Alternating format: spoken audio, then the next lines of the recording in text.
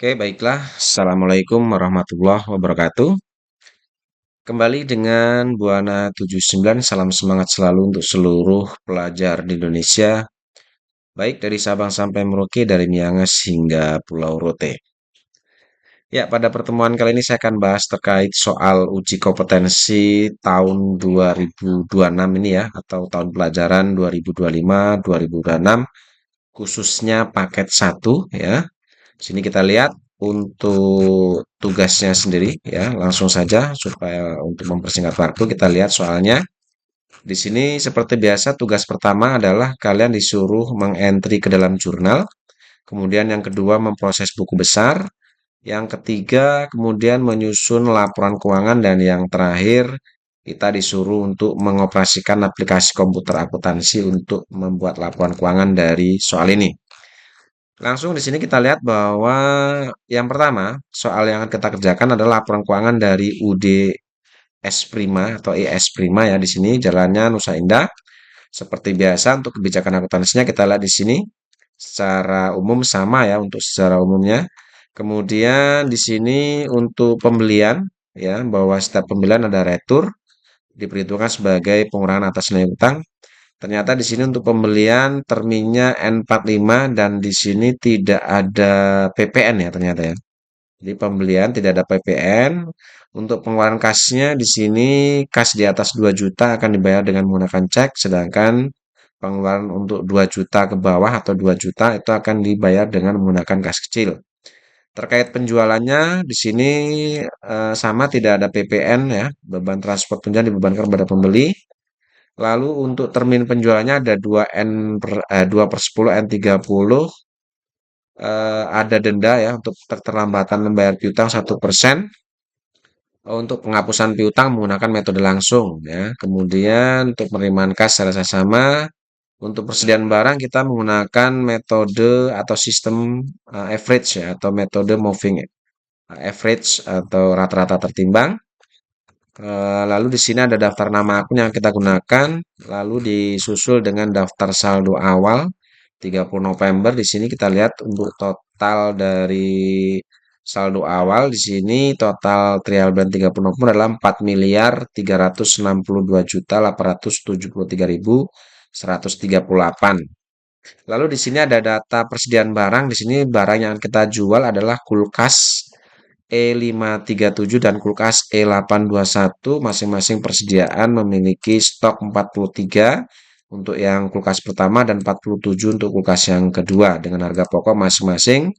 Untuk kulkas E5 adalah 1.940 dan kulkas E8 2.417.000.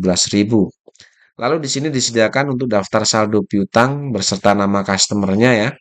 Ada data customer dan saldo piutang, lalu data supplier atau pemasok beserta saldo utang kita. Dan selanjutnya langsung ke data transaksi. Oke, sebelum melakukan proses pencatatan dokumen transaksi, kalian siapkan dulu di sini untuk jurnalnya ya. Di sini sudah saya siapkan untuk trial bulan 30 November sudah saya pindahkan ke spreadsheet atau Excel ini. Lalu siapkan untuk jurnal salesnya ya, siapkan kolom-kolomnya kira-kira seperti ini bentuk jurnalnya. Lalu cash receipt jurnalnya juga disiapkan sampai dengan buku besar pembantu piutang maupun buku besar pembantu utang. Oke itu. Langkah pertama yang harus kita kerjakan di sini untuk memproses melakukan pencatatan dokumen transaksi yang pertama, silakan kalian masukkan saldo awal dulu ya, baik itu saldo persediaan ya, data persediaan ini, lalu data saldo piutang dan utang ini. Oke, kita masukkan dulu dari persediaan ini, kita masukkan untuk data persediaan, kita catat atau kita masukkan di kartu persediaan ya sebagai saldo awal. Silakan kalian masukkan ke sini sebagai saldo awal ya. Tadi untuk saldo awal kulkas E53 itu adalah 43 unit di sini ya, 43 unit dengan harga pokok 1.940. Kalian masukkan sebagai saldo awal tanggal 1, kemudian kasih deskripsi atau keterangan sebagai saldo. Lalu kemudian yang kedua, masukkan untuk saldo awal dari kulkas E82 itu dengan total persediaan 47 dan harga pokoknya 2.417. Kita masuk ke kartu persediaan yang kedua di sini. Masukkan tanggal 1, keterangan saldo langsung ke kolom balance di sini. Ya, kolom balance dengan jumlah 47, harga pokoknya 2.417. Lalu yang selanjutnya kita masukkan untuk saldo piutang. Ya, saldo piutang ini terkait dengan customer ya. Berarti kita masuk ke buku besar pembantu piutang atau subsidiar ledger akun receivable. Kita masukkan dari toko Artik ya, toko Frostora, kemudian toko Kulivini.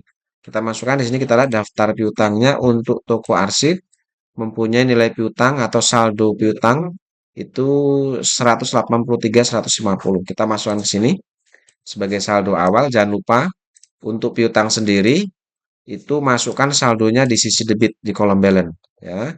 Lalu kemudian untuk toko Frostora, toko Frostora ini itu kita memiliki saldo piutang 138.750. Kita masukkan sebagai saldo awal tanggal 1. Jangan lupa keterangannya ya, karena saldo awal, keterangan saldo masukkan di sisi debit. Dan selanjutnya dengan toko Kulivi dan toko Sejuk, kalian masukkan saldo awalnya ini, masukkan ke sini ya.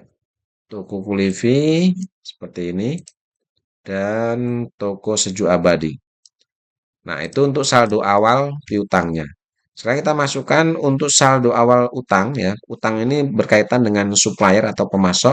Di sini kita lihat untuk PT Dingin Sejuk kita punya utang 213.120. Lalu PT Kulkas Nusantara 233.100, PT Pendingin Makmur 135.420. Kita masukkan di buku besar pembantu utang ya, subsidiar ledger akun payable. Kita masukkan sama. Untuk utang sendiri kita masukkan di sisi kredit ya, saldo karena saldo normalnya kredit. Masukkan tanggal 1 saldo di kolom balance, masukkan di sisi kredit. Begitupun dengan Kulkas Nusantara seperti itu. Masukkan saldonya di sisi kredit seperti ini. Dan yang terakhir untuk PT Pendingin Makmur, masukkan di sisi kredit untuk saldo awalnya. Oke, seperti itu. Itu langkah pertama ya. Jadi langkah pertama silakan masukkan untuk saldo awal dari persediaan, saldo awal piutang, dan saldo awal utang masing-masing untuk persediaan kita masukkan di kartu persediaan, sedangkan saldo piutang dan utang kita masukkan ke subsidiar ledger di sini. Oke. Nah, sekarang baru kita bisa memproses atau melakukan pencatatan dokumen transaksi. Kita mulai dari dokumen transaksi yang pertama. Oke, untuk mempermudah proses pencatatan kita akan coba belah seperti ini ya. Oke, seperti ini.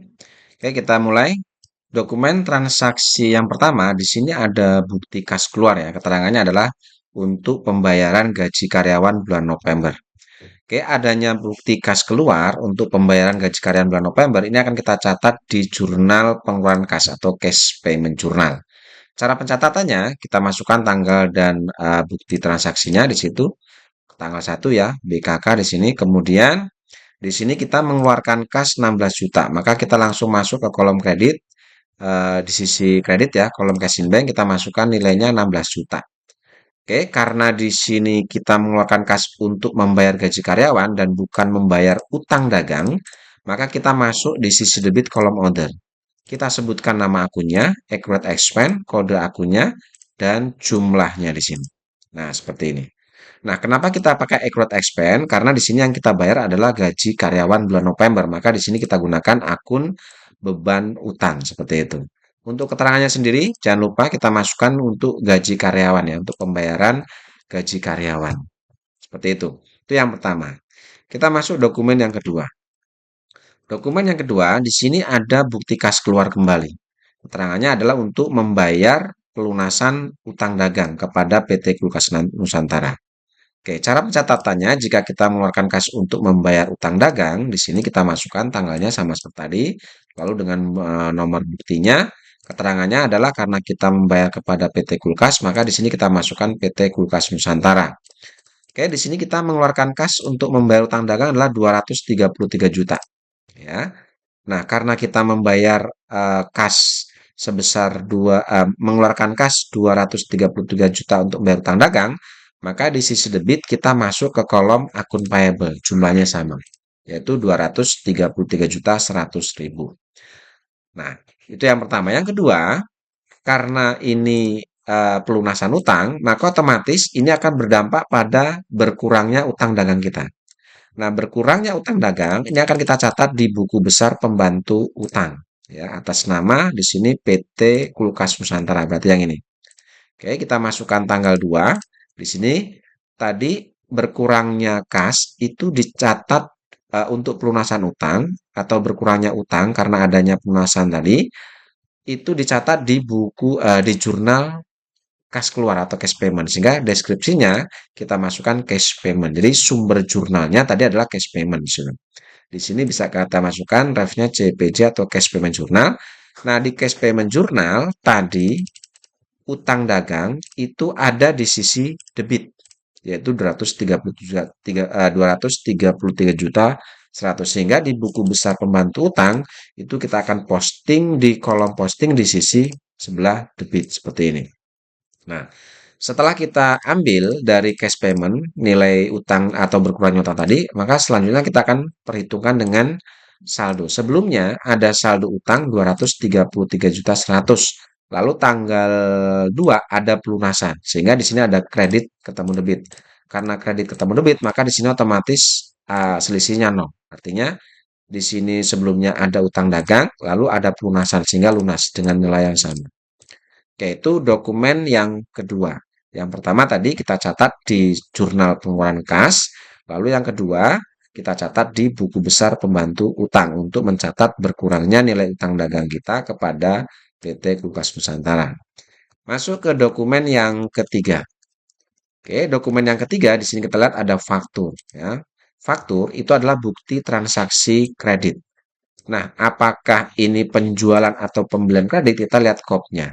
Ternyata di sini kopnya adalah PT Kulkas Nusantara atau perusahaan orang lain. Sehingga faktur ini bisa kita simpulkan sebagai faktur pembelian atau pembelian secara kredit. Nah, apabila ada transaksi pembelian secara kredit, maka di sini akan kita catat di purchase journal. Dengan cara kita masukkan tanggal dan invoice-nya atau nomor buktinya, lalu keterangannya adalah karena kita membeli kepada PT Kulkas, maka kita masukkan PT Kulkas. Nah, di sini kita membeli, total pembeliannya adalah 110.865. Nilai pembelian ini atau total pembelian ini akan kita masukkan di sisi debit kolom merchandise inventory. Dan nilai pembelian ini otomatis akan menjadi nilai hutang dagang kita. Nah, jadi di sisi kreditnya masuk ke akun payable. Itu yang pertama. Yang kedua, munculnya utang dagang ini karena dari transaksi pembelian ini, maka munculnya utang dagang ini akan kita catat di buku besar pembantu utang atau subsidiary ledger akun payable atas nama PT Kulkas. Berarti yang ini. Oke, caranya kita masukkan tanggalnya, lalu kemudian deskripsinya itu adalah sumber jurnal dari mana tadi munculnya utang. Tadi utang muncul di purchase journal, ya, sebesar 110 juta sekian. Maka di sini kita masukkan keterangannya adalah purchase journal. Oke, refnya CPJ di purchase journal, utang dagang tadi muncul di sisi kredit, ya. Makanya di kolom posting kita masukkan di sisi kredit dengan nilai 110.865. Ini sesuai dengan jumlah yang ada di purchase journal tadi, ya, di sini. Nah, ini. Lalu kemudian setelah itu baru kita perhitungkan dengan kolom saldonya. Sebelumnya sudah tidak ada saldo utang, maka otomatis transaksi tanggal 4 ini akan jadi saldo utang terbaru per tanggal 4 ini. Itu yang kedua. Yang ketiga, adanya transaksi pembelian kredit ini akan kita catat juga di kartu persediaan. Akan kita catat juga di kartu persediaan. Oke, cara pencatatannya di kartu persediaan yang pertama, kita masuk dulu dari kulkas E537 ya. Kita masuk ke kartu persediaan kulkas E57. Cara pencatatannya adalah kita masukkan tanggal dan nomor buktinya, lalu keterangannya adalah pembelian karena ini transaksi pembelian. Nah, karena ini pembelian atau transaksi pembelian, maka di kartu persediaan kita masuk ke kolom in. Nah, kita masukkan jumlah pembeliannya. Di sini kita membeli untuk kulkas E5 itu 26 unit. Oke, dengan harga pembelian di sini adalah 1.940.000 kita masukkan di sini. Sehingga total pembeliannya adalah untuk kulkas E5 itu adalah 50.440. Nah, setelah itu kita akan masuk ke kolom saldo atau balance ini. Ya, kolom balance kita masukkan sebelumnya ada saldo 43 unit. Lalu ada pembelian 26 unit sehingga kita jumlahkan 43 ditambah 26. Maka di sini ketemu 69 unit. Oke, 69 unit harga pokoknya karena nilai pembelian yang baru dengan harga pokok sebelumnya sama, maka di kolom price ini kita gunakan harga yang sama atau harga pokok yang sama. Setelah itu baru kita jumlahkan jumlah pembelian, jumlah persediaan dikalikan dengan harga pokoknya. Maka untuk nilai persediaan sekarang itu menjadi 133.890.000 rupiah. Oke, itu untuk yang kulkas E35. Sekarang kita masuk ke kulkas E82. Caranya sama seperti tadi, kita masukkan tanggal, nomor dan keterangannya. Oke, karena pembelian di sini kita masuk ke kolom in. Di sini untuk kulkas E8 kita membeli 25 unit dengan harga pembelian 2.417.000 sehingga total pembeliannya adalah 60.425. Oke, baru kita masuk ke kolom balance. Sebelumnya ada saldo 47, lalu ada pembelian baru 25, maka sekarang total jumlah persediaan itu adalah 72. Ya, ditambahkan ya. Dengan harga pokok masih sama dengan harga pokok sebelumnya, maka kita masukkan atau kita turunkan harga pokok yang di atasnya, lalu kita jumlahkan jumlah persediaan dikalikan dengan harga pokok barang. Sehingga ketemulah per tanggal 4 untuk E8, sorry, kulkas E8, nilai persediaannya adalah 174 juta rupiah. Oke, itu jika ada transaksi pembelian secara kredit ya. Yang pertama kita tadi catat di jurnal pembelian atau purchase journal, lalu kita catat di buku besar pembantu utang atau subsidiary ledger account payable, dan yang terakhir kita catat di kartu persediaan. Oke, lanjut ke dokumen nomor 4. Nomor 4 ada bukti kas keluar. Keterangannya adalah pelunasan utang. Jadi kita membayar utang kembali. Oke, kita masuk ke jurnal pengeluaran kas atau cash payment. Cash payment journal. Oke, kita masukkan tanggal dan nomor buktinya, tanggal 5 ya. Kemudian keterangannya kita membayar kepada PT Pendingin. Nah, Pendingin Makmur ya. Nah, di sini kita mengeluarkan kas sebesar 135.420. Kita masukkan di sisi kredit kolom casing bank. Nilainya adalah 135.420. Nah, karena kas yang kita keluarkan ini untuk membayar utang dagang, maka di sisi debit kita masuk kolom akun payable dengan jumlah yang dibayar. Seperti itu. Nah, itu yang pertama. Yang kedua, jika ada pelunasan utang, adanya pelunasan utang otomatis akan mengurangi utang dagang kita kepada pendingin makmur. Sehingga pelunasan utang ini akan kita posting ke buku besar pembantu utang atas nama PT Pendingin Makmur ini. Kita masuk di sini. Nah, ini ya. Oke, caranya kita masukkan tanggal dan keterangannya. Keterangannya adalah cash payment jurnal karena tadi berkurangnya utang dari cash payment atau pelunasan ada di cash payment. Lalu kita masukkan refnya. Di cash payment tadi utang dagang ada di sisi sebelah debit ya, ada di sisi sebelah debit yaitu 135.420. Sehingga di sini kita akan posting di sisi sebelah debit ya di kolom posting dengan jumlah yang sama yaitu 135.420. Lalu kemudian kita masukkan ke kolom saldo, kita akan perhitungan. Sebelumnya ada saldo utang 135.420. Tanggal 5 utangnya dibayar. Ya, makanya karena dibayar di sisi debit. Sehingga karena kredit kita debit ini dikurangi sehingga utang kita kepada pendingin makmur itu lunas. Oke, seperti itu ya. Masuk ke dokumen yang selanjutnya. Dokumen nomor 5. Di dokumen nomor 5, di sini kembali ada bukti kas masuk atau ada bukti kas masuk dari pelunasan piutang. Nah, jadi kita menerima duit ya. Karena penerimaan uang, maka di sini kita masuk ke jurnal penerimaan kas atau cash receipt journal ya. Masuk ke cash receipt journal, kita masukkan, dicatat tanggalnya tanggal 6 dengan nomor buktinya adalah 01 BKM ini.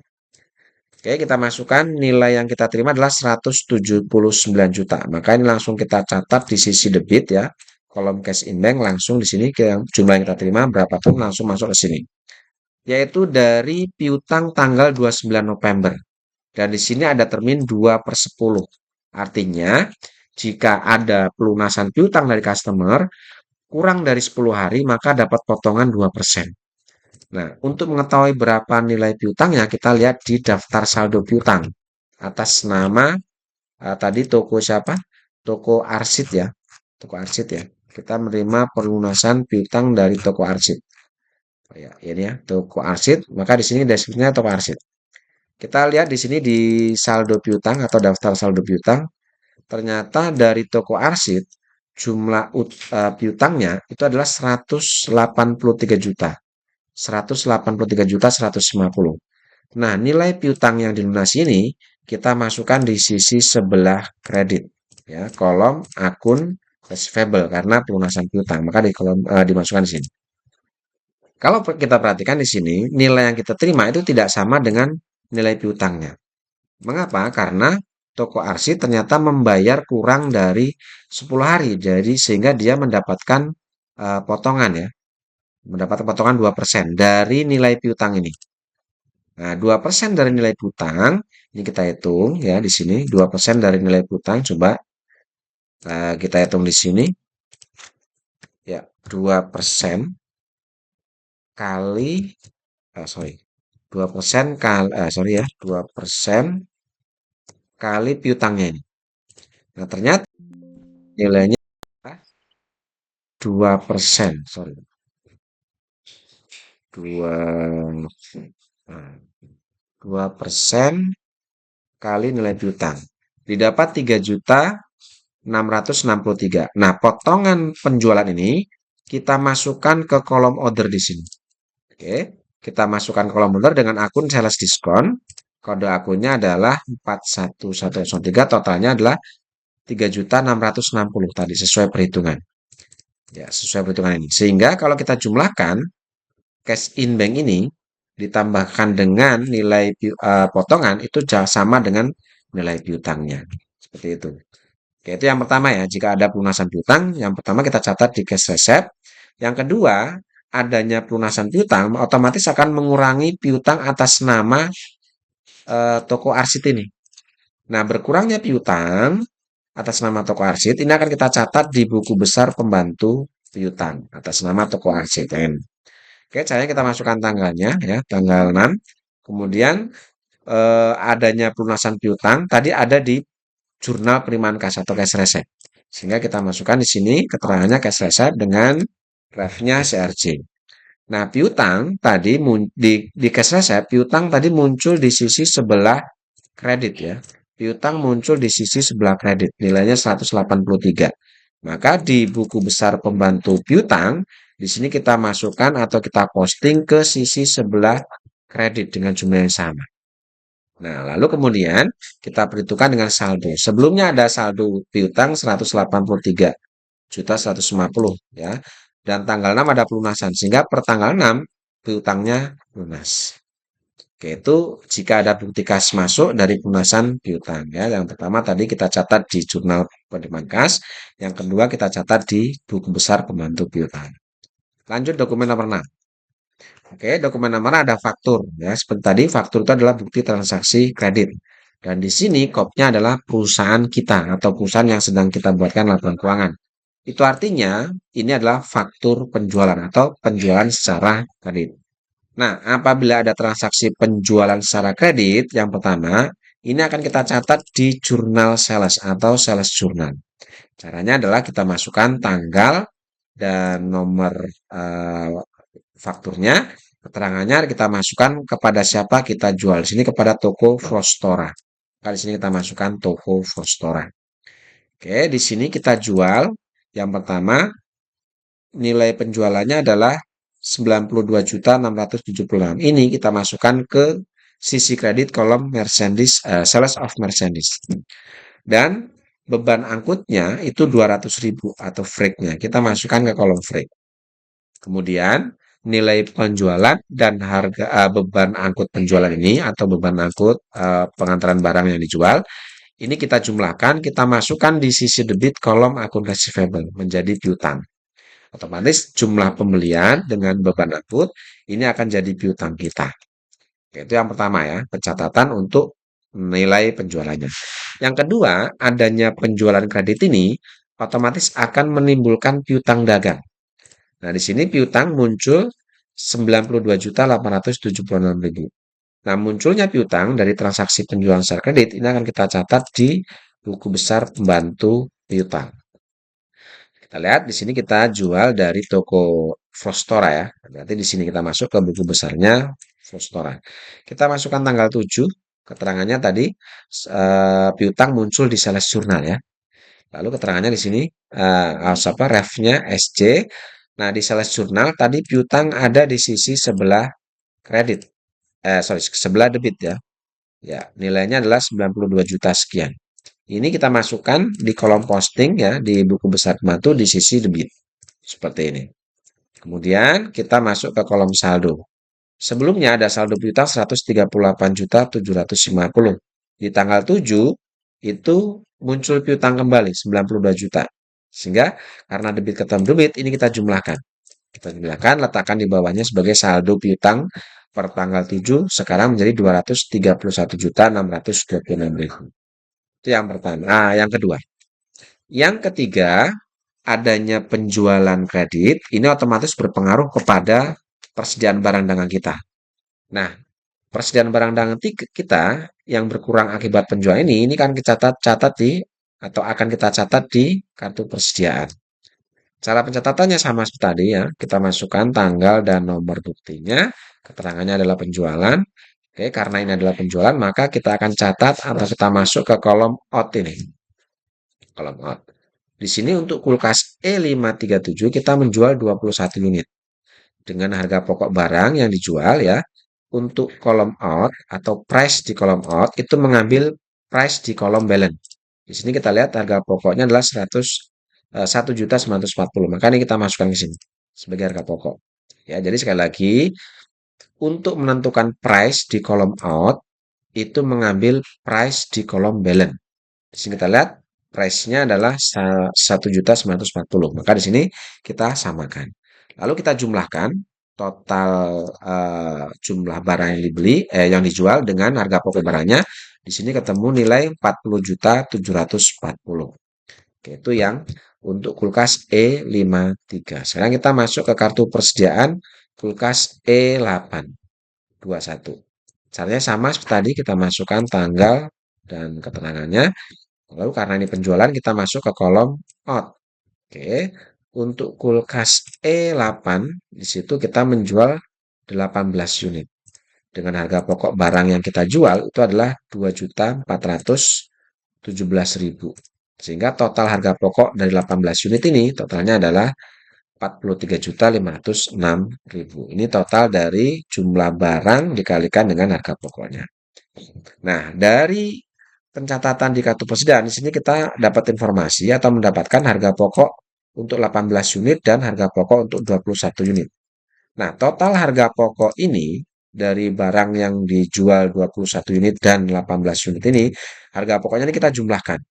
40.740 ditambah dan dengan 43.506.000. Total ini kita akan masukkan atau kita catat di sales jurnal. Kita masukkan ke kolom cost of goods sold ya di sisi debit dan kolom Mercedes inventory di sisi kredit. Nilainya sama 84.246. Nah, seperti itu ya pencatatan jika ada transaksi penjualan secara kredit. Kita catat yang pertama tadi di sales jurnal, kemudian yang kedua kita masukkan piutang yang muncul di buku besar pembantu piutang, dan kita catat di kartu persediaan untuk mencatat berkurangnya persediaan barang kita. Lanjut dokumen nomor 7. Di dokumen nomor 7, di sini ada nota kredit. Nota kredit itu adalah bukti transaksi retur. Kalau kita cermati di sini, ini adalah retur barang dari barang yang kita jual tanggal 7 ini. Jadi tanggal 7 ini kita jual, kemudian di tanggal 8 ada pengembalian barang yang kita jual dari toko Frostora ini. Nah, adanya transaksi retur penjualan ini, yang pertama ini akan kita catat di jurnal umum, ya, di general jurnal. Caranya kita masukkan tanggal dan nomor buktinya, lalu kita masukkan jurnal untuk mencatat adanya retur barang ini. Nah, jurnal untuk mencatat adanya retur itu adalah sales retur pada akun receivable. Seperti itu ya. Jadi sekali lagi jurnal untuk mencatat adanya retur penjualan itu adalah sales retur pada akun receivable. Nah, untuk ref di general journal ini kita masukkan kode akun dari kedua akun ini. Nah, nilainya kita lihat masukkan nilai returnya di sini adalah totalnya adalah 4.793. Maka kita masukkan ke sini di sisi debit dan di sisi kredit. Yaitu mencatat pertama jika ada retur. Yang kedua, adanya retur penjualan itu otomatis akan mempengaruhi berkurangnya piutang dagang atas nama PT Frostora sehingga berkurangnya piutang atas nama Frostora ini kita catat di buku besar pembantu piutang ini atas nama toko Frostora.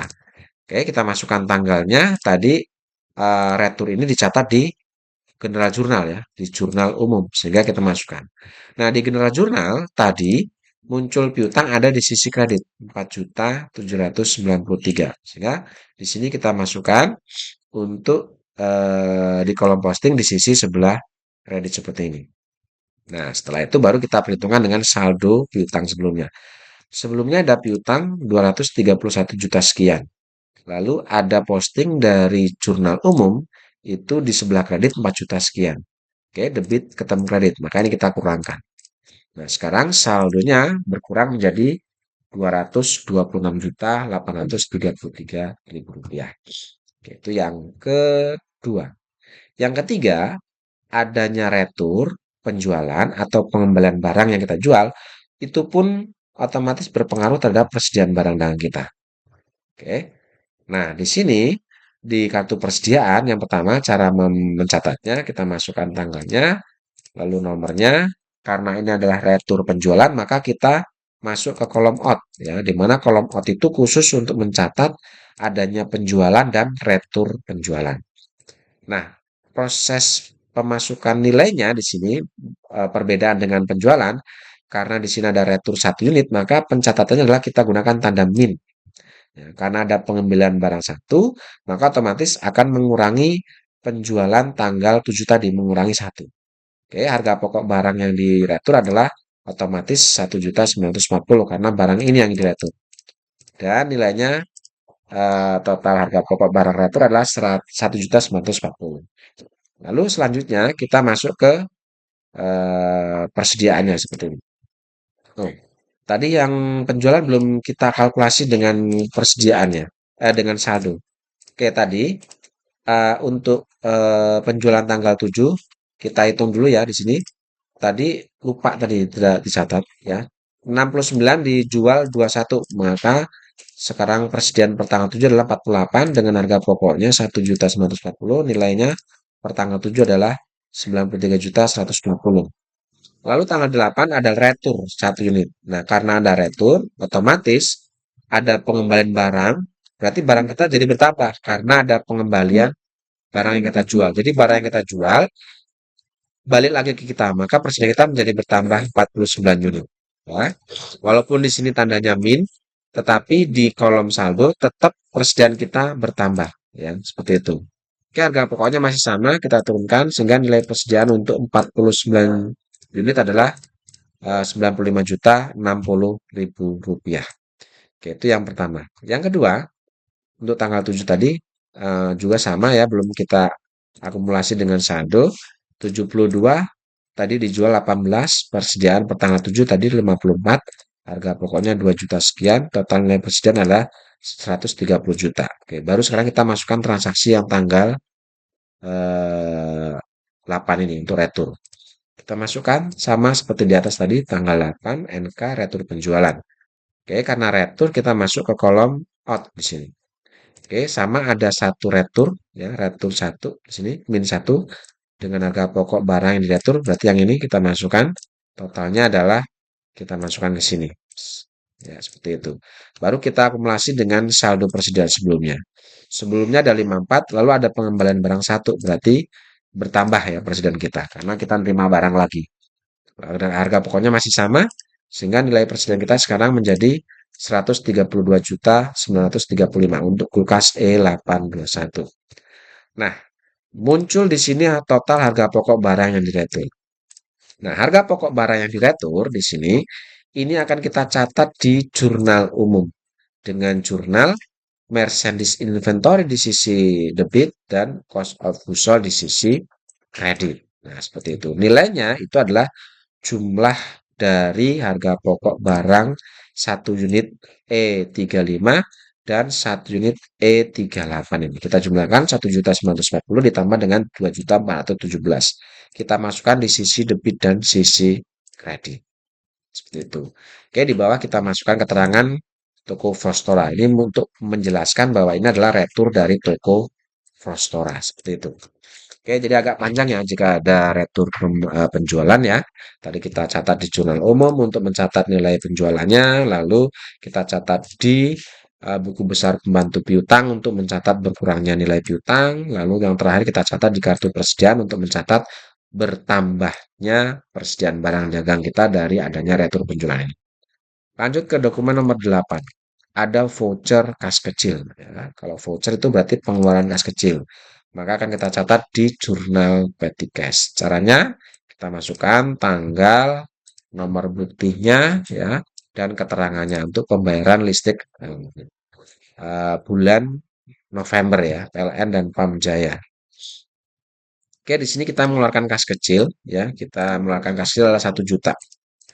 Nah, 1 juta dikeluarkan ini untuk pembayaran listrik 600.000 ya, pembayaran air 400.000 untuk bulan November. Ini kita gunakan akun accrued expense atau utang beban karena yang kita bayar bulan November.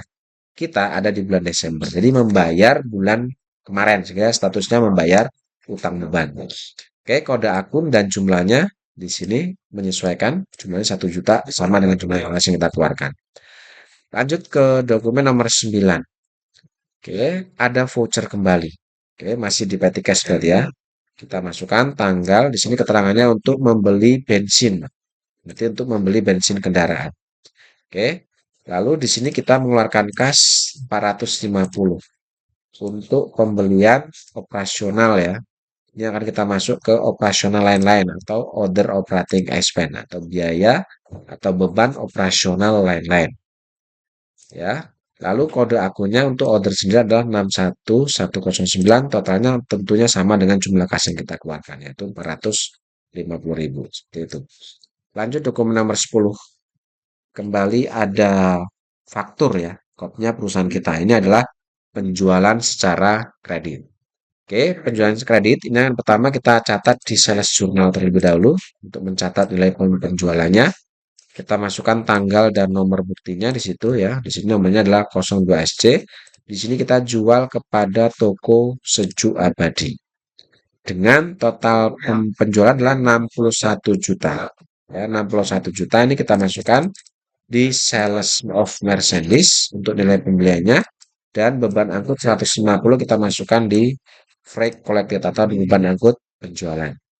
Nah, total sales atau total pembelian dan total beban angkut ini kita jumlahkan, kita masukkan di sisi debit kolom akun receivable. Karena otomatis ini akan menjadi piutang dagang kita. Ya. Jadi total pembelian dan beban angkut otomatis akan jadi piutang dagang kita. Oke, munculnya piutang dari transaksi penjualan kredit ini pun akan kita catat di buku besar pembantu piutang atas nama toko Sejuk Abadi ini. Jadi berarti yang ini. Oke, kita masukkan tanggalnya. Tadi munculnya piutang kita catat di sales journal. Ya, di sini otomatis SC. Di sales journal tadi piutang ada di sisi sebelah debit. Oke, 61 juta 375. Kita masukkan di sini di sisi debit di kolom posting ya. Kita masukkan di sisi debit kolom posting. Lalu kemudian kita jumlahkan dengan saldo. Sebelumnya ada saldo piutang 106.560.000 dan tanggal 11 kembali muncul piutang. Oke, karena debit ketemu debit ini kita jumlahkan letakkan di bawahnya untuk jadi saldo per tanggal 11 Desember ini. Atas nama toko Sejuk Abadi. Itu yang kedua. Yang ketiga, seperti tadi, penjualan kredit otomatis akan berpengaruh pada persediaan barang dagangan kita. Oke, kita mulai dari kulkas E5. Di sini kita menjual 10 unit. Kita masukkan dulu di sini tanggal, nomor bukti dan keterangannya.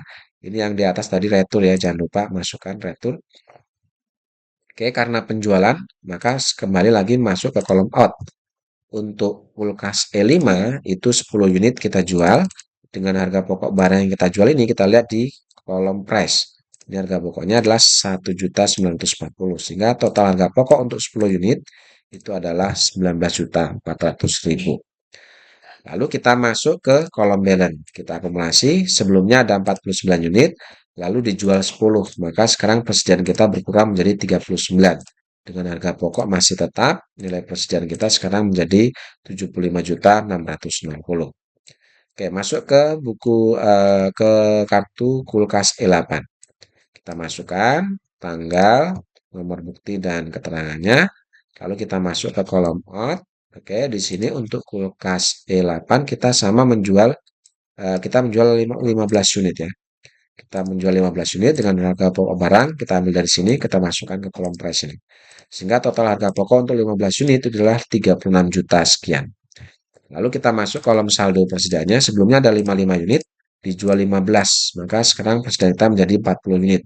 Dengan harga pokok dan nilai persediaan itu masing-masing 2.417, nilai persediaan kita sekarang menjadi 96.680.000 rupiah. Oke, itu dokumen untuk penjualan secara kredit. Lanjut dokumen selanjutnya nomor 11, kembali ada faktur, tetapi kopnya perusahaan orang lain. Ini artinya adalah pembelian secara kredit. Oke, kita masuk ke purchase journal. Oke, di sini kita membeli kepada PT Pendingin Makmur ya. Kita masukkan tanggal, nomor bukti dan keterangannya. Di sini kita membeli total pembelian adalah 98 juta.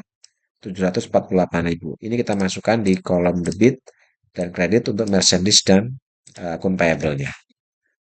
Setelah itu, kita akan masuk ke buku besar pembantu utang karena adanya pembelian kredit ini pun berpengaruh kepada utang dagang kita. Nah, di sini kita membeli dari Pendingin Makmur di sini berarti ya. Oke, kita masukkan tanggal.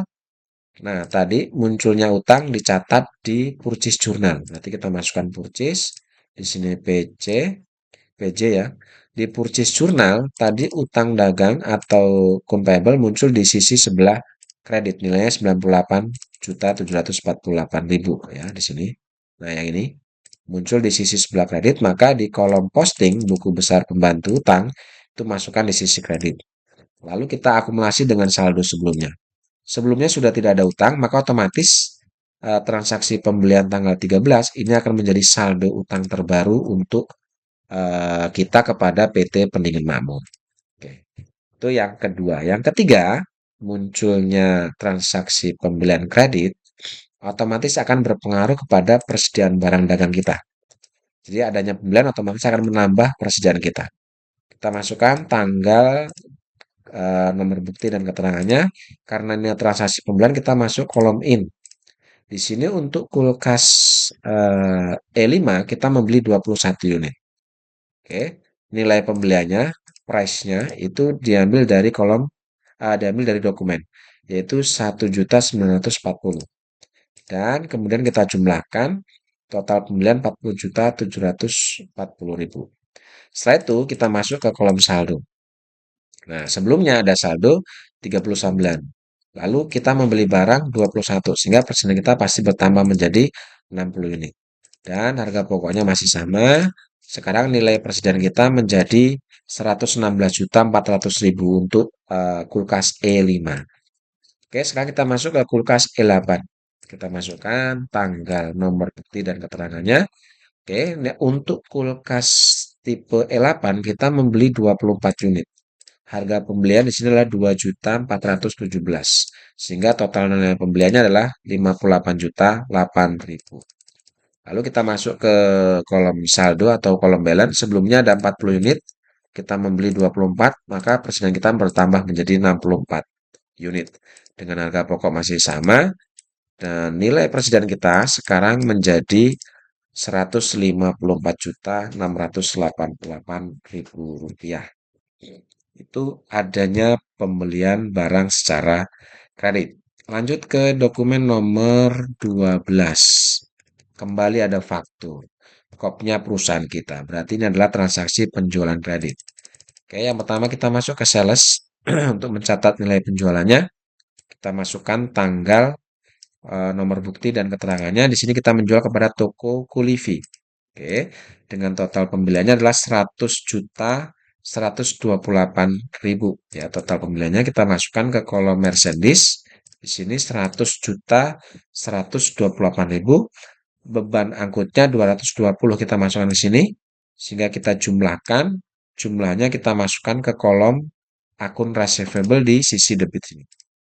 Nah, oke, selanjutnya dari penjualan kredit ini otomatis menimbulkan atau memunculkan piutang dagang.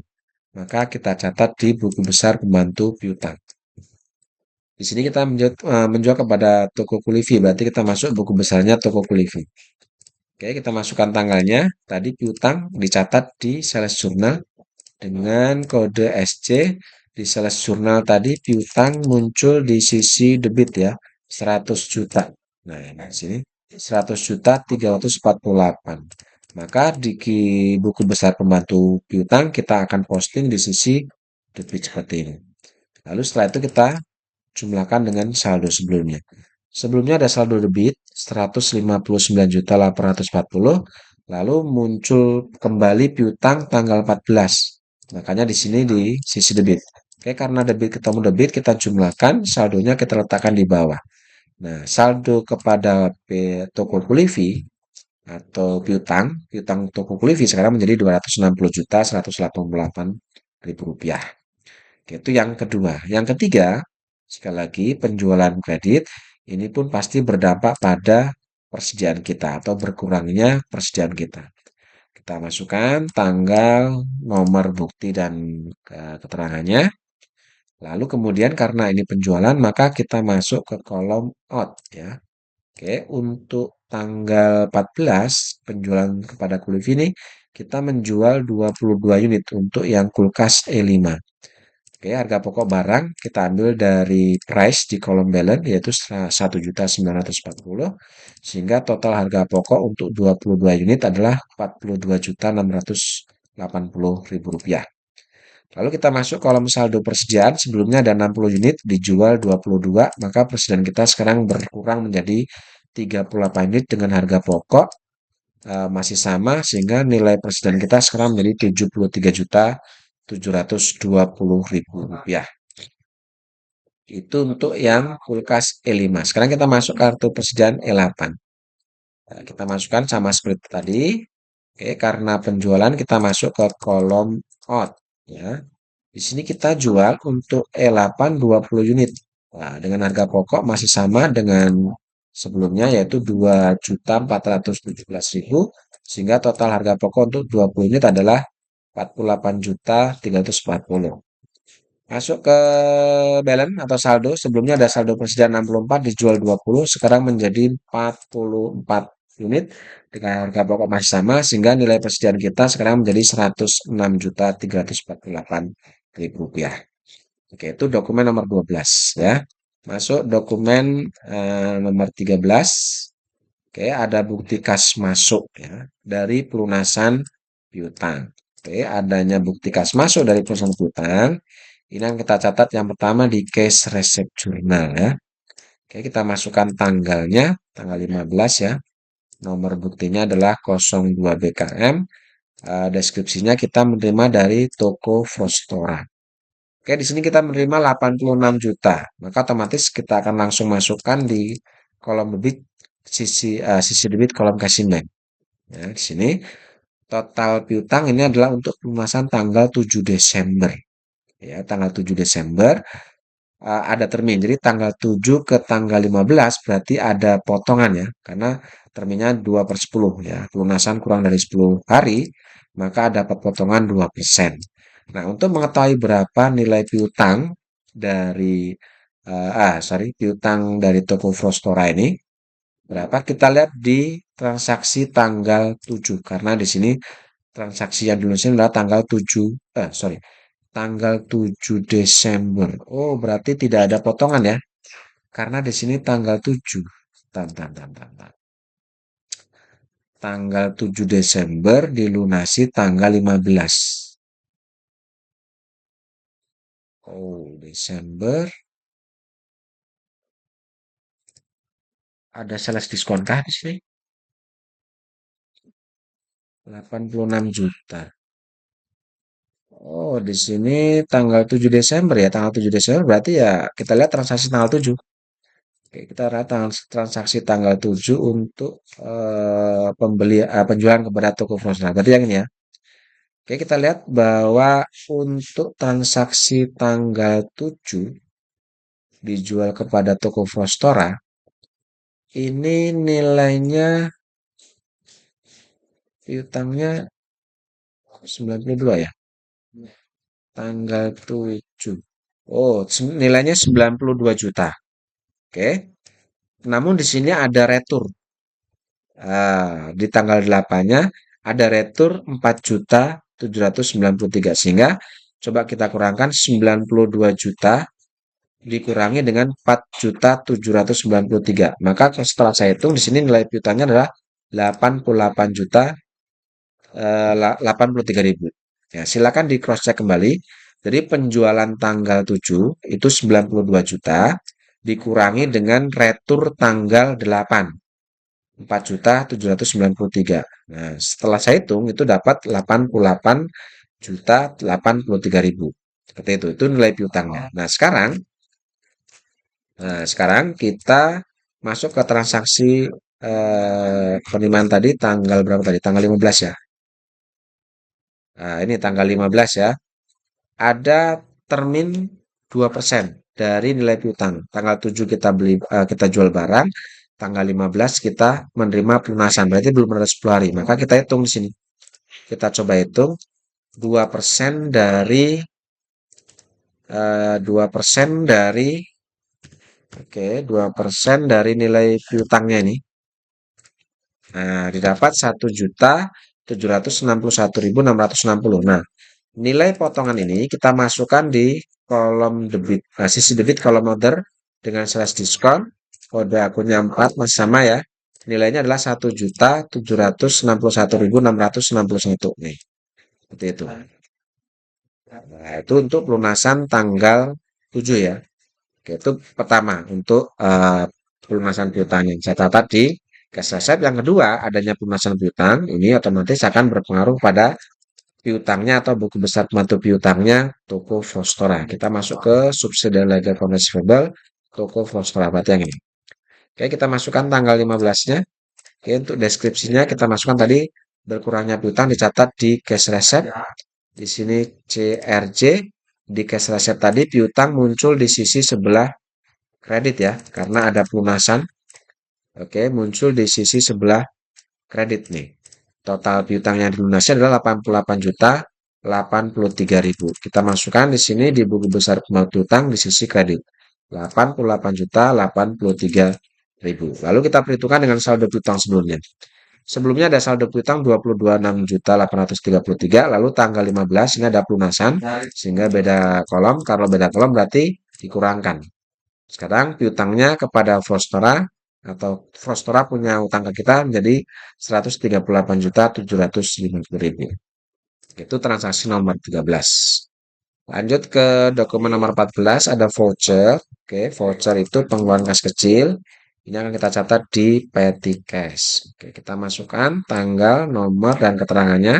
Di sini keterangannya untuk membayar internet ya, untuk pembayaran tagihan internet. Oke, di sini kita mengeluarkan 400.000 petty cash. 400.000. Oke, untuk pembayaran internet ini kita akan gunakan akun internet electricity and water expense. Kode akunnya adalah 61101, totalnya Rp400.000. Itu untuk petty cash. Lanjut dokumen nomor 15. Ada bukti kas keluar. Ini pelunasan utang dagang. Oke, adanya bukti kas keluar untuk membayar utang kita masuk ke cash payment journal. Oke, yang pertama kita catat dulu tanggal dan nomor bukti serta kepada siapa kita membayar. Di sini kita membayar kepada Dingin Sejuk ya. Nah, deskripsinya kita buat Dingin Sejuk. Oke, di sini kita mengeluarkan kas 23 juta. 213 juta 120. Kita masuk ke kredit, kita masukkan di cash in bank. Oke, nilai ini otomatis akan mengurangi nilai utang dagang dari kepada pada PT Dengan Sejuk. Nah, karena kita pelunasan utang, maka di sisi debit kita masuk ke akun payable di sini. Ya, jadi jumlah kas ini karena dikeluarkan untuk bayar utang dagang, maka masuk ke kolom akun payable. Oke, itu yang pertama. Yang kedua, adanya pelunasan utang ini otomatis akan berdampak pada berkurangnya utang dagang kita kepada PT Dingin Sejuk. Maka ini akan kita catat di buku besar pembantu utang atau subsidiary ledger akun payable ini. Oke, kita masuk ke PT Dingin Sejuk. Berarti yang mana nih? Pendingin makmur, dingin sejuk. Berarti yang ini, yang pertama. Oke, kita masukkan tanggalnya, lalu deskripsinya adalah tadi berkurangnya utang dicatat di cash payment journal. Ya, di sini refnya adalah inisial dari jurnal ini. Di cash payment tadi utang muncul di sisi sebelah debit. Nah, 213 juta ini muncul di sisi debit. Lalu kemudian kita masuk ke sini ke kolom saldo. Sebelumnya ada saldo utang 213 juta. Lalu di tanggal 19 dibayar utangnya jumlah utang ini. Sehingga karena ada pembayaran maka otomatis kredit dan debitnya kolomnya di sini berbeda. Nah, maka kita kurangkan sehingga per tanggal 19 utang kita kepada PT Dingin Sejuk lunas berarti. Karena ada pelunasan di tanggal 19 ini. Oke, itu pelunasan utang ya untuk mitigasi keuangan. Lanjut dokumen nomor 16 ada faktur kembali. Ini adalah faktur penjualan karena kopinya perusahaan kita ya, penjualan kredit. Karena penjualan kredit kita pertama masuk ke sales journal. Oke. Sales journal kita masukkan tanggal, nomor bukti dan tokonya kita menjual kepada toko Artik ya. Artik di sini kita menjual 17 dan 20 totalnya adalah 89 juta. Ini kita masukkan di sales of merchandise ya. Lalu beban angkutnya 270 ini kita masukkan di kolom freight collected. Lalu sales dan freight ini kita jumlahkan, kita masukkan ke sisi debit kolom akun receivable seperti ini. Nah, lanjut, kemudian setelah kita catat di jurnal penjualan, yang selanjutnya kita akan masuk ke buku besar pembantu piutang untuk mencatat munculnya piutang dagang ini. Eh, kita masuk ya, ini. Kita masuk ke subsidi ledger akun receivable. Kita cari buku besar atas nama toko Arcik. Nah, berarti yang ini ya, Arcik ya. Kita masukkan tanggalnya. Oke, tadi piutang dicatat di slash jurnal. Di sini otomatis kodenya SC. Di slash jurnal tadi, piutang dicatat atau receivable ada di sisi sebelah debit. Nilainya 89 juta. Oke, maka kita masuk ke sini 89 juta. Kemudian kita masuk ke saldo. Sebelumnya sudah tidak ada saldo, maka otomatis ini kan jadi saldo piutang kita terbaru. Seperti itu, ya. Oke, setelah itu baru kita masuk ke kartu persediaan. Karena adanya penjualan pasti akan berpengaruh ke persediaan dagang kita. Kita mulai dari kulkas E53. Di sini untuk kulkas E53, kita masukkan dulu tanggalnya tanggal 20, nomornya 04 SC, keterangannya penjualan. Karena penjualan kita masuk kolom out ya. Oke, di sini untuk ini kita menjual 17 untuk yang kulkas E5 dengan harga pokok barang yang kita jual. Di sini kita lihat adalah 1.940 sehingga total harga pokok untuk 17 unit adalah 32 juta. Lalu kita perhitungkan dengan saldo. Sebelumnya ada saldo persediaan 38 dijual 17, maka persediaan kita berkurang menjadi 21 item ya atau 21 unit. Harga pokoknya masih sama, nilai persediaan kita sekarang berkurang menjadi 40.740. Lanjut ke kulkas E8 ya. Keterangannya kita masukkan sama seperti tadi. Kita masuk kolom out. Oke, di sini untuk kulkas L8 kita menjual 20 unit. Harga pokok barangnya kita ambil dari sini. Kita masukkan ke sini. Lalu kita jumlahkan, kita total di sini harga pokok untuk 20 unit adalah 48.340. Lalu kita masuk kolom saldo persediaan. Sebelumnya ada 44, dijual 20, sekarang menjadi 24. Harga pokoknya masih sama. Nilai persediaan kita sekarang menjadi 58.008.000 rupiah. Nah, dari sini kita mendapatkan harga pokok barang untuk 20 unit dan harga pokok untuk yang 17 unit. Kita jumlahkan harga pokok untuk yang 17 unit ini dengan yang 20 unit ini kita jumlahkan. Setelah kita jumlahkan, kita masukkan ke sales journal, dimasukkan di sisi cost of goods sold dan inventory ini atau merchandise inventory.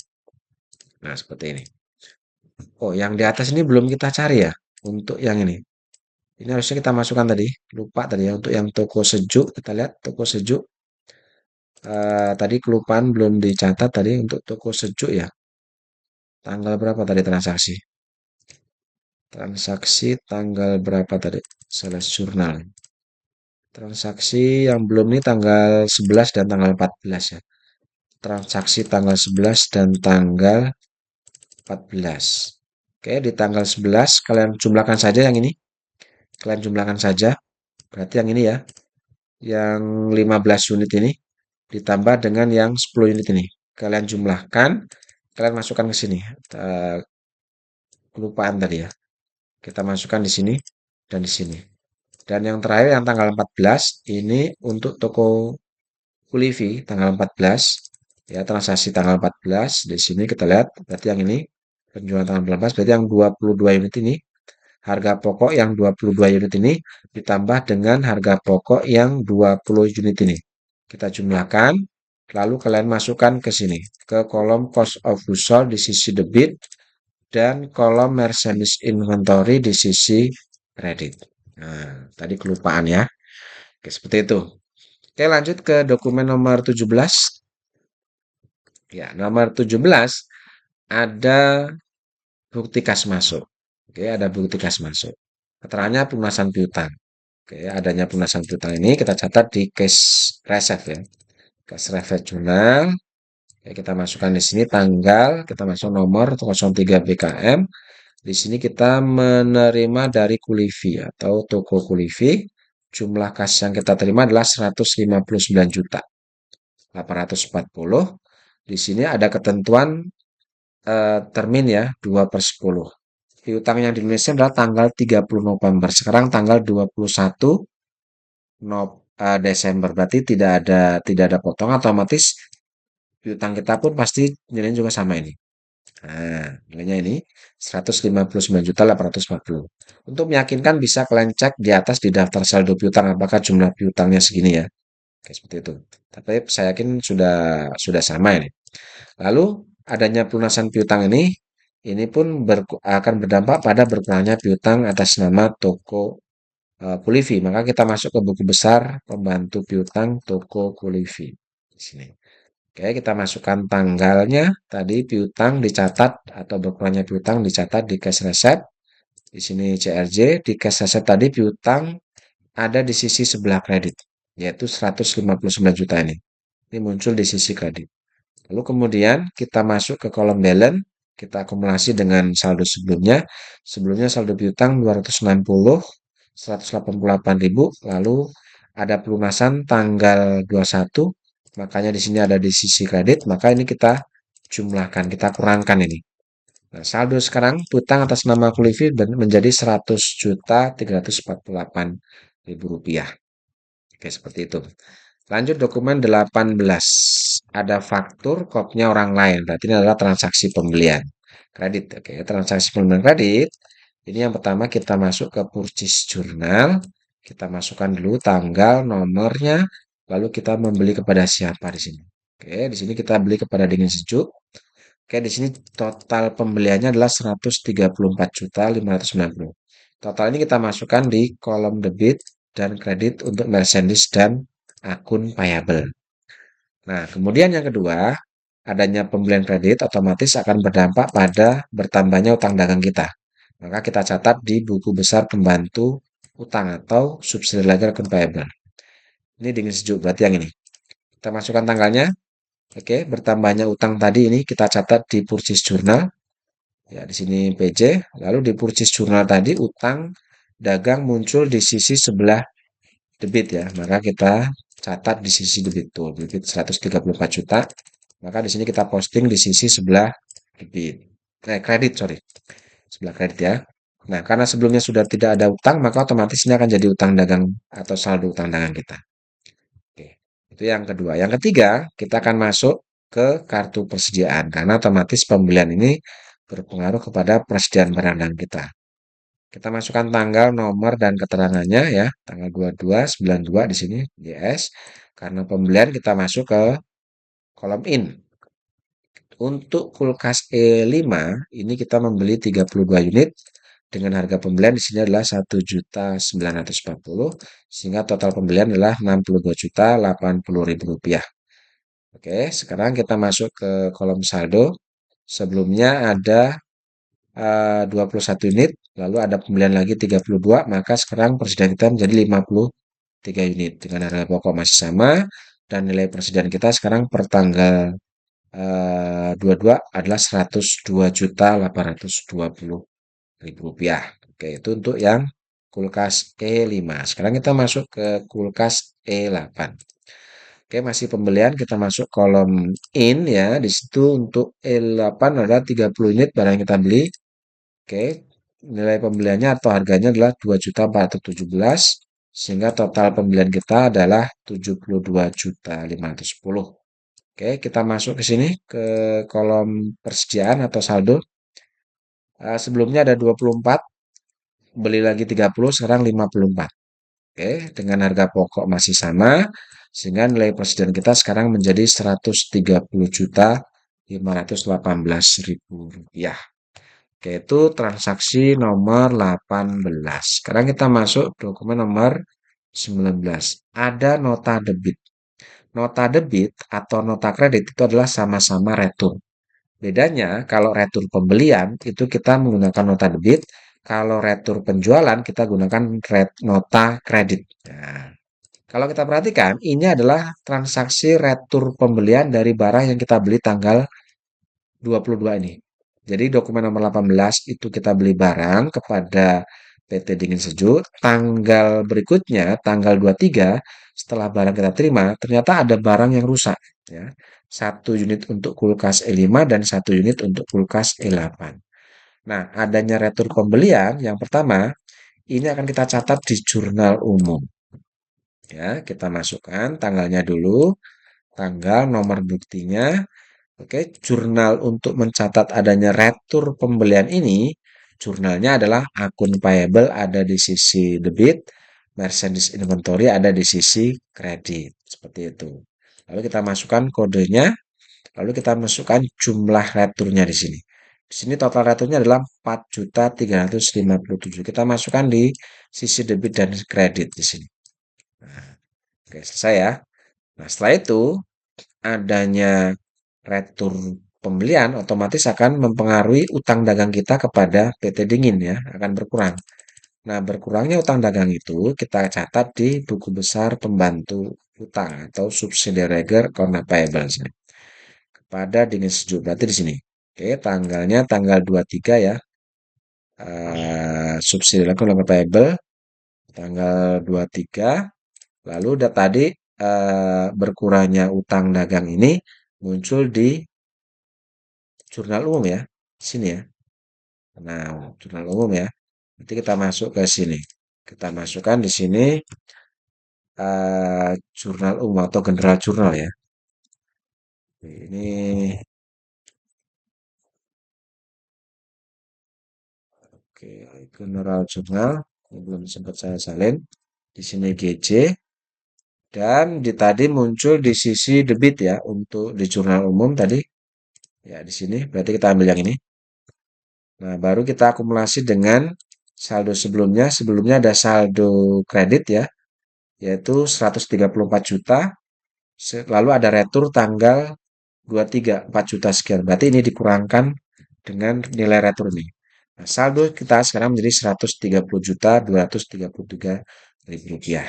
Oke, itu yang kedua. Yang ketiga, adanya retur pembelian otomatis juga berpengaruh kepada kartu persediaan. Oke, kita masukkan tanggal 23 ini, ya, retur ini. Mestinya di sini harus ada tambah kolom lagi nih. Tanggal 23, sorry, di sini ya, tanggal 23. Oke, di sini nomornya adalah 3ND. Kita masukkan di sini. Oke, di sini retur. Oke, retur pembelian.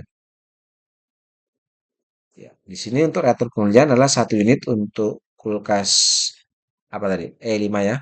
Berarti kita masukkan min 1. Oke, di sini harga pokoknya masih sama. Nilainya di sini karena yang diretur tadi berarti harga pokoknya masih sama nih. Totalnya berarti karena cuma satu berarti yang ini. Oke, adanya retur ini otomatis akan berdampak pada berkurangnya presiden kita. Yang sebelumnya 53, sekarang presiden kita menjadi 52 unit. Dengan harga pokok ya masih sama dengan di atasnya. Lalu total presiden kita sekarang menjadi menjadi 100.880.000 rupiah. Oke, itu untuk yang kulkas E5. Sekarang kita masuk ke kulkas E8. Oke, kita sisipkan satu kolom ya untuk menambah ini karena belum sempat saya salin, ada kekeliruan ya. Kita masukkan dulu tanggalnya. Tadi tanggal 23 MDS kita masukkan ke sini sebagai keterangan. Oke, min 1 ya karena ada 1 unit ini barang. Oke, harga yang dilihat tuh harga pokoknya masih sama. Di sini totalnya otomatis sama kan cuma satu ya. Oke, sekarang kita masuk ke persediaan sebelumnya 54 karena dikembalikan satu menjadi 53. Harga pokoknya masih sama dengan di atasnya. Sekarang persediaan kita menjadi berapa ini? 128.101.000 rupiah. Oke, itu retur pembelian seperti itu. Lanjut ke dokumen nomor 20. Bukti kas keluar untuk membayar utang bank. Nah, kita masuk untuk pengeluaran kas kita masuk ke cash payment. Ya, kita lihat di sini tanggal berapa nih? 24 ya, tanggal 24 dengan nomor buktinya 05 BKK. Di sini keterangannya adalah angsuran bank. Oke, angsuran bank ini kita mengeluarkan kas sebesar 33 juta. 33 juta ini digunakan untuk membayar utang bank dan bunganya. Nah, untuk utang pokoknya atau angsuran pokoknya kita menggunakan akun Bank Loan ya, dengan kode akun 2210 nilainya adalah 30 juta. Nah, untuk bunganya kita gunakan akun interest expense dengan kode akun 9101 totalnya adalah 3 juta. Sehingga kalau kita jumlahkan angsuran pokok dan bunga ini sama dengan jumlah yang kita keluarkan atau kas yang kita keluarkan. Oke ya. Jadi untuk angsuran pokok, bank dan interest ini kita catat di sisi debit kolom order ya. Karena kita bukan membayar utang dagang. Kalau membayar utang dagang kita ngisi di kolom akun payable. Karena ini bukan bayar utang dagang, maka masuknya ke kolom order. Seperti itu. Oke, lanjut ke dokumen berikutnya. Dokumen nomor 21 ya. Ya, 21. Ini ada faktur kembali, faktur penjualan ya, karena kopnya sendiri berarti ini penjualan kredit. Kita akan catat di sales. Oke, kita masukkan tanggal, nomor, dan kepada siapa kita jual. Di sini kita jual kepada toko Polivi kembali. Oke, di sini kita menjual total penjualannya adalah 54 juta. Kita masukkan ke sales of merchandise dan beban angkutnya 200.000 kita masukkan ke sini. Lalu kita jumlahkan ya total penjualan dan beban angkut kita masukkan di sisi debit kolom akun receivable. Seperti itu. Lalu kemudian adanya penjualan kredit otomatis pun berdampak pada saldo piutang atas nama toko Kulivi. Kita masuk ke buku besar pembantu piutang toko Kulivi berarti yang ini. Kita masukkan tanggalnya ya, tanggal berapa ini? Tanggal 25. Oke, tadi piutang dari toko Kulivi ini muncul di sales journal ya. sales jurnal. Lalu kemudian di sales jurnal tadi piutang muncul di sisi sebelah debit ya, dengan nilai di sini kita lihat sales jurnal. Nah, nilainya adalah 55 juta ini. Kemudian setelah itu kita akumulasi dengan saldo sebelumnya adalah 100 juta nilai saldo piutang. Ada piutang kembali, makanya di sini debit ketemu debit kita jumlahkan. Nah, kita jumlahkan saldo piutang atas nama Toko Livi sekarang bertambah menjadi 155.405.000. Nah, baru setelah itu, setelah kita masukkan piutang ini, kita masuk ke inventory untuk mencatat perubahan saldo persediaan. Karena otomatis penjualannya akan berpengaruh kepada persediaan barang kita. Oke, kita masukkan tanggalnya. Ini kembali ya. Ini belum saya sisipkan nih, belum saya catat ternyata. Masuk tanggal 25. Oke. Dengan kodenya adalah 05SC, ini adalah penjualan ya. Penjualan. Oke, karena penjualan kita masuk ke kolom out di sini. Oke, masuk kolom out, jumlah barang yang dijual tanggal 25 itu adalah 12 unit. Ya, 12 unit. Sorry. Dengan harga pokok barangnya kita lihat di kolom balance ya. Itu di sini sama seperti ini, totalnya menjadi 12 ini dikalikan dengan harga pokoknya. Sehingga sekarang untuk total harga pokok 12 itu adalah 23 juta sekian. Sekarang kita masuk ke kolom saldo sebelumnya. Ya, sebelumnya ada 52 unit dijual 12. Sekarang persediaan kita menjadi berapa nih? 52 dikurangi 12 menjadi 40 unit. Dengan harga pokok masih sama di atasnya. Oke, persediaan kita sekarang nilainya menjadi 77.600.000 rupiah. Oke, itu untuk yang kulkas E5. Sekarang kita masuk ke kulkas E8. Kita masukkan tanggal 25. Kodenya masih sama ya. Masih sama dengan di atasnya nih. Kita copy saja untuk mempercepat. Katakan di sini. Oke, kita masuk ke kolom out karena penjualan. Kolom out berarti yang ini ya. Di sini untuk E8 kita menjual 11 unit. Oke, kita hitamkan dulu. Harga pokoknya kita ambil dari harga pokok di sini. Oke. Sehingga total persediaan kita, total harga pokok untuk 11 unit ini adalah 26 juta. Lalu kita masuk ke persediaan. Sebelumnya ada 53 dijual 11. Ya, sekarang persediaan kita berkurang menjadi 42 unit ya. Dengan harga pokok masih sama. Sehingga total nilai persediaan untuk 42 unit ini adalah 101.514.000 rupiah. Seperti itu. Oke, lanjut. Sekarang dari kartu persediaan kita mendapatkan informasi untuk 11 unit harga pokoknya adalah 26 juta dan 12 unit adalah 23 juta. Ini kita jumlahkan ya, kita masukkan ke kolom sales jurnal ini. Yaitu nilainya 49 juta 867 kita masukkan cost of sold dan kolom merchandise di sisi seperti itu. Lanjut dokumen yang selanjutnya ya. Kita jumlahkan dulu untuk memastikan ya apa betul jumlahnya. Takutnya salah ya. Yang berarti yang 23 juta ini ditambah dengan yang 26 juta ini. Ya, ternyata 49.867.000 sama ya. Iya sama 49.867. Oke. Lanjut dokumen berikutnya nomor 22 ada nota kontan. Nota kontan itu adalah transaksi tunai. Kalau kita lihat ini adalah perusahaan kita berarti nota kontan dengan kop perusahaan sendiri berarti transaksi penjualan secara tunai. Namanya penjualan secara tunai berarti kita langsung menerima uang. Makanya di sini kita catat di jurnal penerimaan kas atau cash receipt. Oke, kita masukkan cash receipt-nya. Di sini kita masukkan tanggalnya. Tanggal 26 ya. Tanggal 26. Di sini penjualan tunai. Kode nomor buktinya adalah 01 NTK. Di sini jumlah yang kita terima nilainya adalah 4 juta ya, 4.793.000 kita masukkan di sini. Oke. Karena kita nerimanya bukan dari pelunasan piutang, tapi dari penjualan barang, maka di sini kita masukkan di sisi kredit kita masuk kolom order, kita gunakan akun slash of merchandise ya, slash of merchandise. Kode akunnya adalah 41001, nilainya 4.793.000. Oke, itu yang pertama. Jika ada penjualan tunai yang kedua, otomatis ini akan berpengaruh pada persediaan barang dagangan kita lagi. Kita masuk ke inventory berarti.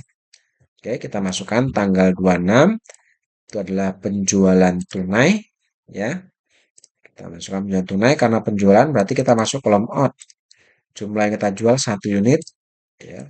Untuk harga pokoknya masih sama, totalnya juga pasti karena 1 berarti 2.417.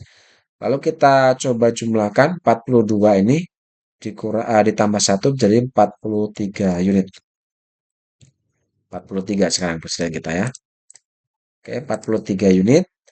Nah, harga pokoknya masih sama dengan di atasnya, sehingga total nilai persediaan kita sekarang menjadi 43 unit ini dikalikan dengan harga pokoknya, sekarang menjadi 103 juta. Ya. Jual barang harusnya berkurang dong ya, karena 41 ya. Karena dijual 42, dijual 1 berarti 41 soalnya. Ini ada salah. Nah, berarti berkurang ya sini kita. Oke, lalu kemudian yang kedua untuk yang sorry. Untuk yang kulkas E57 itu di sini ya. 26. Oke, karena penjualan berarti kita masuk sini kolom out. Dijual 1 ya. 1 dengan harga pokoknya masih sama. Oke, sehingga di sini karena 40 dijual 1 berarti tinggal 39. Oke, 39. Harga pokoknya masih sama. Sekarang persediaan kita otomatis berkurang. Ya, berkurang otomatis karena sudah dijual 1. Sekarang persediaan kita menjadi 75.660.000.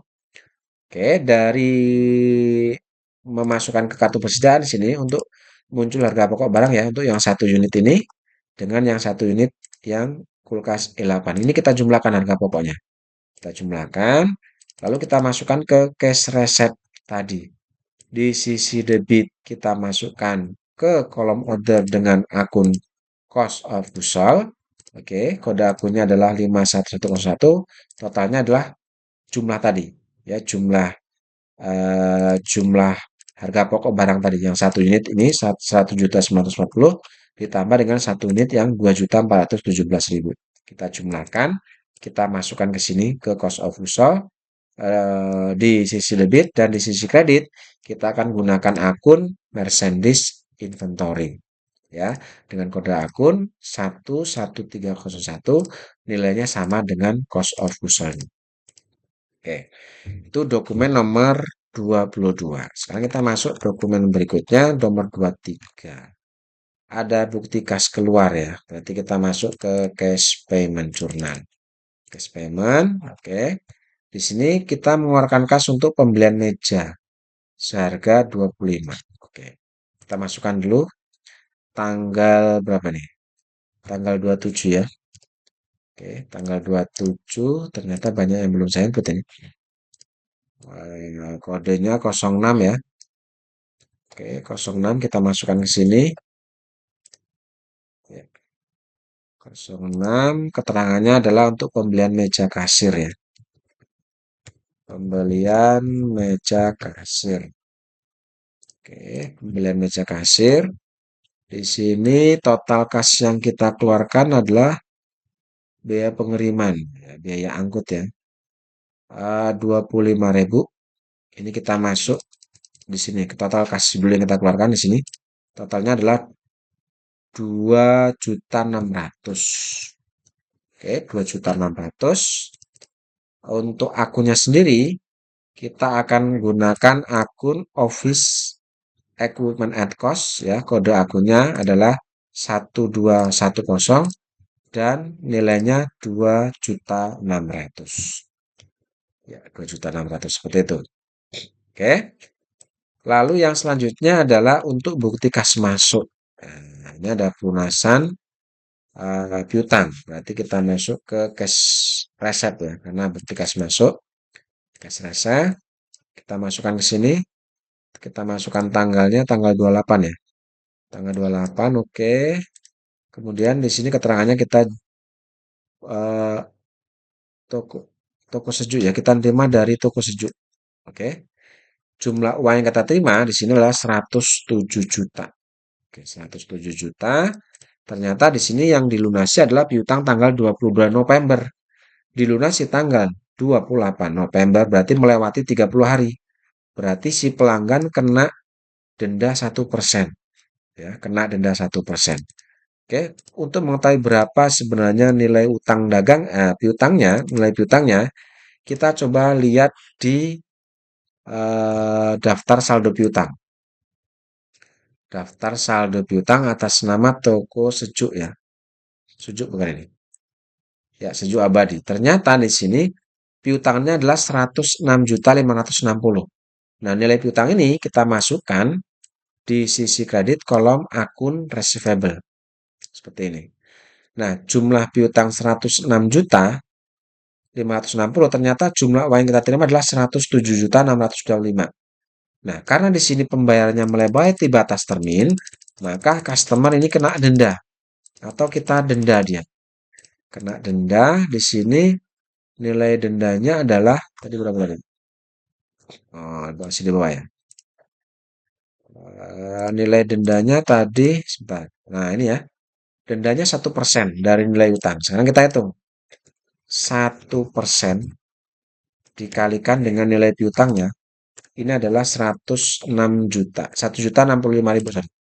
Nah, denda ini kita masukkan di sisi kredit kolom order dengan akun let fees collected ya. Kode akunnya adalah 98 ya, ini pendapatan denda ya.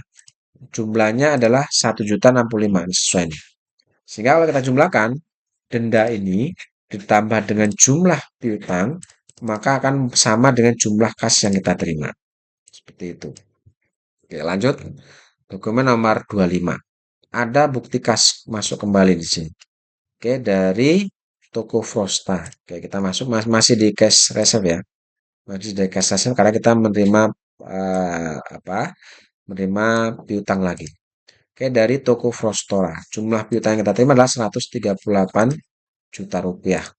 Oke, dari pelunasan piutang tanggal 30 November. Sekarang tanggal 30 November. Berarti pas 30 hari ya. Berarti jumlahnya otomatis tidak kena denda. Maka jumlah piutang sama dengan jumlah yang kita terima di sini. Oke, itu dokumen nomor 30. Nomor 25. Oke, selesai ya untuk input dokumen transaksi di sini sudah selesai semua.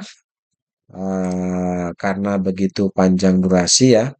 Nanti untuk selanjutnya untuk posting buku besar kita akan lanjutkan ke tutorial berikutnya. Nah, sebelumnya kita rapikan dulu untuk totalnya ini. Kita jumlahkan semua ya. Jumlahnya di sini pastikan ya jumlahnya sama. Di sini juga pastikan jumlahnya juga di total semua di sini. Jumlah di jurnalnya untuk purchase jurnalnya juga silakan kalian total. Lalu untuk cash reserve-nya juga silakan kalian total di sini. Ya, seperti itu.